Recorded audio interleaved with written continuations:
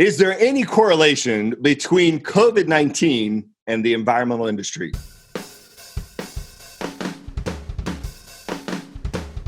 Welcome to the EnvrioTalk program here. This is a discussion with some of the speakers from around the globe that we know in the environmental industry. My name is Travis Bowman, and I'm the president of Enviro Workshops. We train environmental professionals around the globe. We've hosted about 400 workshops, seen 20,000 environmental professionals register on 6 continents, actually, and in 20 different countries. And so really, the EnvrioTalk program is really just talking with some of our speakers that have spoken around the globe and really engaging with them, especially right now in light of the coronavirus crisis. And so most of our speakers are really leaders on technologies, but their main focus is just cleaning up contaminated soil, groundwater, and air pollution. And so that's a little bit more about who we are and what we're doing. Also, now that we've been around the globe, we're actually hosting a global summit in Charlotte, North Carolina. And so we'll have speakers from Australia, from Europe, from Asia. That'll be September 1st, 2nd, and 3rd in Charlotte, North Carolina. So check out our website there, EnvrioSummit.com, for more of the details. So September 1st, 2nd, and 3rd. Well, today on our program, we have the president of a company actually based here in the Charlotte area in our neck of the woods. And the company is called SAEDACCO. Pete Byer is the president. Welcome to the program, Pete. Appreciate you having me, Travis. Yeah, man, absolutely. Hopefully you have your coffee because I am well on my way through a couple cups. Yeah. Well, you're ahead of me then. So SAEDACCO, break that down for us. I know it's an acronym, but break that down for us and tell us the history. When did you start SAEDACCO? So South Atlantic Environmental Drilling and Construction Company kind of covers all of it. Long name. SAEDACCO is the acronym we go by, kind of our DBA. Started in '93. Company was in existence for about a year and a half before I got involved with it. It started up and then kind of went flat for a little bit, and we picked it back up in '95, and been kind of hard at it ever since. So, right on. Got 25 years of history here, with this, and been in the industry for 33 years roughly. Yeah, so it's pretty much all I've done. I got out of school graduated as a geologist, and this was the industry that was going. I thought first the oil industry was where I'd end up, but that wasn't happening in, about 85, 86. So environmental was on the uptick, and that's where we went. Nice. Many people know out there who've been to our workshops that before doing the workshops, I was doing sales and marketing for a number of different technologies. I worked with SAEDACCO. They were great. They implemented some of the technologies I was selling. They installed, and they were fantastic to work with. So I have to give that plug, Pete. I've always thoroughly enjoyed working with you. We go way back. That's right. We go back a long time. It's hard to imagine how many years now it's been since. It has been. Done a few different things together. Yeah, that's exactly right. Well, so tell us a little bit more. I know you have almost several different divisions. So in the name, drilling comes up, but drilling's not the only thing you do. So, right. And then the construction, break that down. Vapor intrusion, you get into some of that too? Yeah, we pretty much bill ourselves as a full service environmental contractor. So drilling and site remediation work, and most everything we do involves soil and groundwater issues. And it could be environmental, it could be geotechnical, it could be some general construction related work, but primarily environmental work is what we do. And, again, we look at projects and opportunities from really the onset of the first investigation all the way through the remedial activities. And we can do direct push, all forms of that, the course of drilling methodologies of auger, coring, rotary, fluid and air, sonic drilling, like I said, large, small holes, whatever it may be. The depths typically tend to range in the upper 500 feet is what we will see within our marketplace.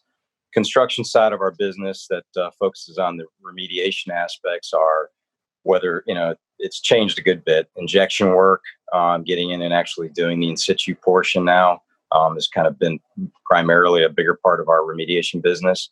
But still putting in, remedial systems, sparge, vent, pump and treat, Then we've also moved into, in the last year and a half or so, into the vapor intrusion market, where we're doing quite a bit now of soil of vapor mitigation intrusion systems. So putting liners down, or either sub slab or on top of slabs and things of that nature.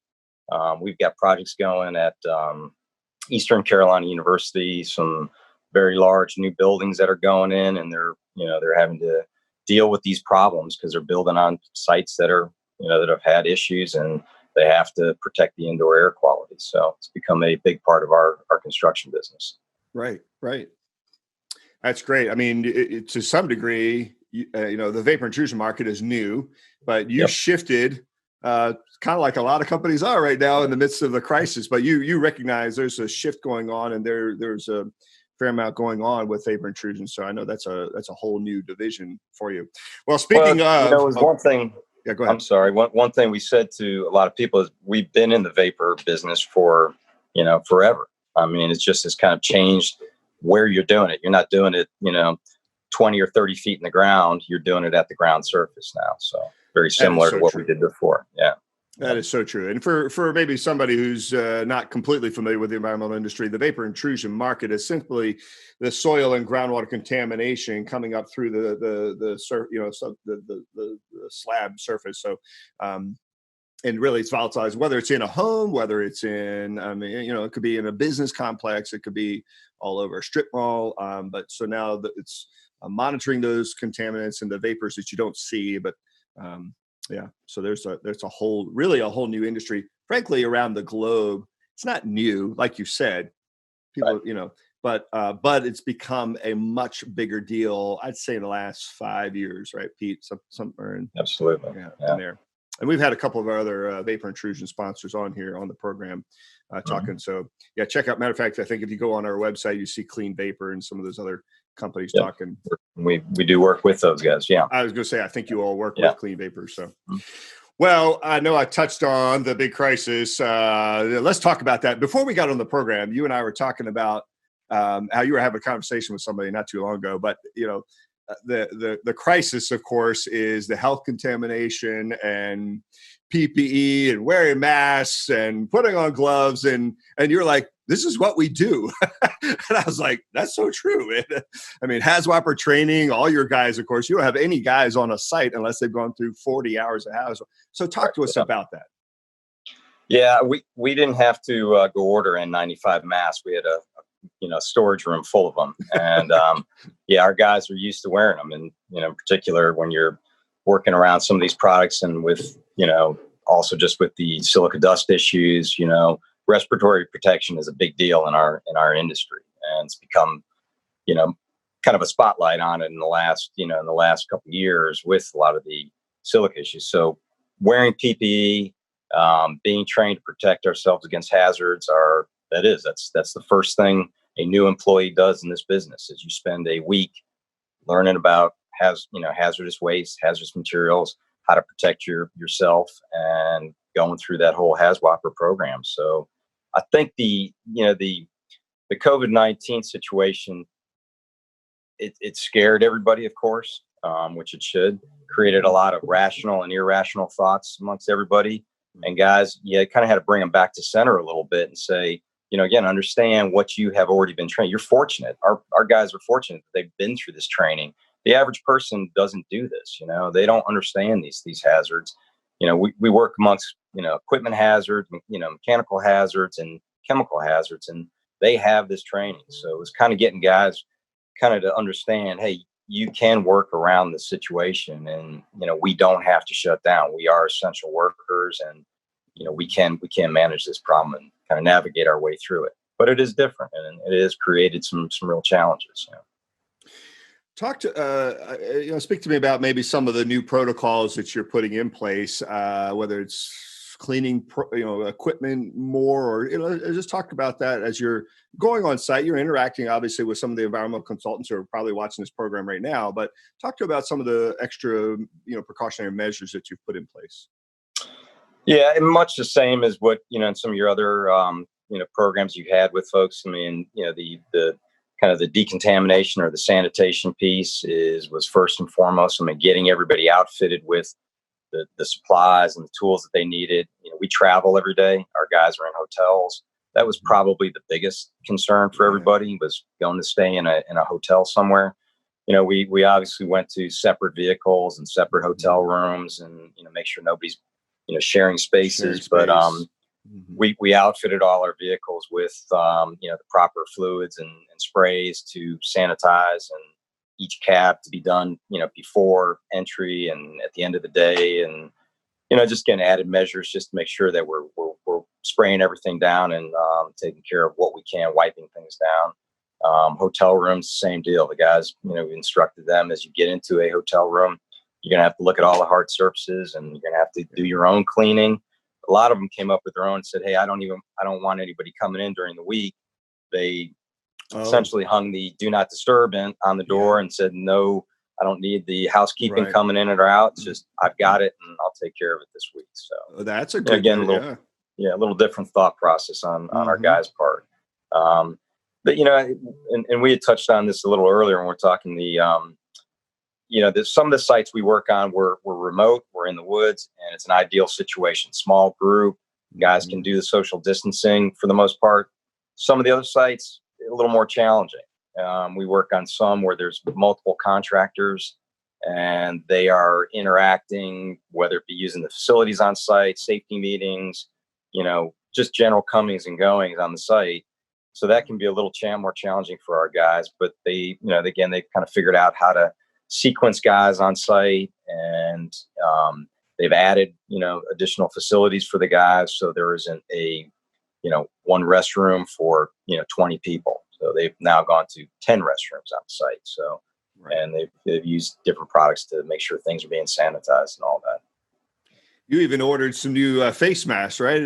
For your guys. Let me see. Did you have one? Them, yeah. We wanted them to have something that was comfortable that they could wear. So we got them these kind of neck gaiter, buffs, I guess they call them. Are you gonna try it on? Show us all. How's that thing? I'm not gonna try it on right now. Come on, B. Come on. And I made everyone promise not to go rob a convenience store or anything with the Sudoku name on the front. So, they didn't want that showing up on the street, but, that does not. They're a little more comfortable for general use, and you can wash them. And again, it's kind of multi-purpose. It's not a 3-micron filter, like some of the others are, but for the purpose of, what we need right now, it's functioning in a way that they can be comfortable. They can use it for other purposes, for cooling around their neck, their head, their, dust. I mean, just a variety of things, and trying to give the guys the things that they need, again, to feel comfortable doing their job. Hey, you talk, I don't think we've talked about this, but you all work in a range of states. Talk about all the different states that you all work in. Yeah, we cover the Southeast primarily. And, so from Virginia through the Carolinas, Georgia, Alabama, down into Florida. And, there's different things going on in every state. That's what I was going to ask you. Yeah. What are you seeing out there from state to state in light of the crisis and where you all work? Your footprint is the Southeast. What are you seeing out there? Well, I mean, if you look at it just as very recently, South Carolina said they're opening up. North Carolina said we're not. Georgia said they are. And, so we get different messages from different states. And I think we had some projects in Georgia that in certain counties, and they said, nothing's going on here. And they had clients in those areas say, we're just putting work off for a month. Other people were like, no, we got to go. And it's, we're good to go, and let's get the project rolling. So it's been a little bit of a roller coaster ride, trying to figure out who's okay. Are there hotels open? Can the guys, get a place to stay? Can they eat? The hotel's shut down their food service. So they're having to kind of hunt a little bit more for meals and things like that. Hunt makes me think. We're back to our, where we were thousands of years ago. Back to, all right, guys, you got to figure it out. Go hunt some food down. Right. It's different, but we've tried to supplement some of that. We've bonused the guys to, we know that there's inconveniences for them. So we've tried to do those things to help them out. Right now it's pretty much whatever everybody needs, we just need to do, and we need to figure out how to make it work. We're just going to take every day and just keep on kind of navigating our way through it. I mean, this isn't going to go away because they open up the states. Right. I mean, say, well, you're good to go and you can go get a haircut now, which would be a nice thing, you right. know, but, you know, the same. yeah, but it's, you know, I think the light may be shining a little bit at the end of the tunnel, but this is going to be with us for a long time to come. Wow. Yeah. And you know, the first thing we want is make sure our guys don't get sick. Yeah, absolutely. That's exactly right. And you're able to still meet the needs of your customers. So some customers obviously are saying, hey, we're going to delay that project. But the ones that are saying, we want you out there, you're able to get out there and get projects done for them. Absolutely. Yeah. Yeah. We are, we really have not slowed down. I mean, we had a few guys who weren't comfortable working, and, you know, we made provisions for them to not do that, to go home if they needed to. But for the most part, we've been, you know, steady at it, and we've maintained, and we're busy, and you know, we're actually in need of people. We're probably one of the few that are needing people right now. Yeah. That's great. I mean, it's really good to hear in light of, I mean, what are we, almost closing in on 30 million unemployed people? So exactly. Anybody out there looking for a job, call Pete. So well, yeah, exactly. And you know, the message to our guys was, you know, my responsibility to them is to keep them employed. You know, I mean, everyone's got, you know, they've got to stay working. We got to stay a viable company and make sure that, you know, we don't have a significant downturn through this period. And it's, you know, you see a lot of people, it's pretty unfortunate out there. There's a lot of businesses that may not make it. You know? Yeah, very true. Talking about the states, one last question, and I know you got to run, but have you seen any different from state to state that you all are working in? Have you seen any different regulations in light of the coronavirus? I mean, I know we talked about some are open and some are not, or right now, but anything new when it comes to working with the regulators and interacting with them? Is there anything that you're seeing on that? Not really. No, I mean, nobody's pulled any of our guys over and said, you know, what are you doing here? And right. You know, so haven't seen that kind of impact at all. Good. I think it's really been more, you know, our clients or their clients saying, you know, we don't want our personnel here, or, you know, we don't want any visitors coming to our plant or facility. Other people have been adamant that they are in business and they're essential, and we deem you essential, and you kind of better be there. So, right. You know, we've kind of seen both. Yeah. Good stuff. Hey, Pete, thanks so much for coming on the program. I know you're busy. You got a lot of guys going a whole bunch of different directions. So the fact that you took some time to talk with us, that's awesome. I really appreciate it, man. I appreciate it, Travis. Take care of yourself. Like I said, we'll all navigate our way through this somehow, I'm sure. That's right. For sure. Well, stay healthy, Pete. All right. Talk to you later. All right. Bye. See you. Bye.